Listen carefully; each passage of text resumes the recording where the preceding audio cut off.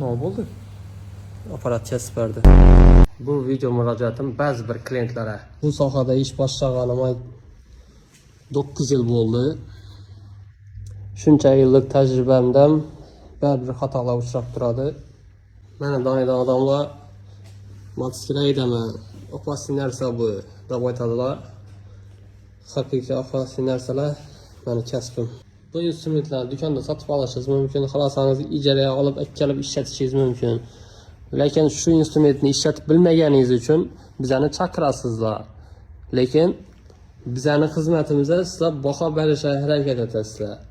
Bizani xizmatlar sizni xohishingizga, kisangizdan necha so'm pul borligini yoki sizni nastroyeningizga qarab turib baholanmaydi. Bularning o'zini определенный bahasi bor.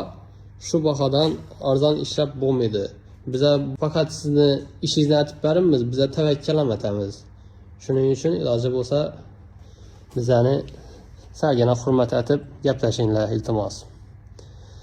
Like, kommentariya, podpiska kutaman.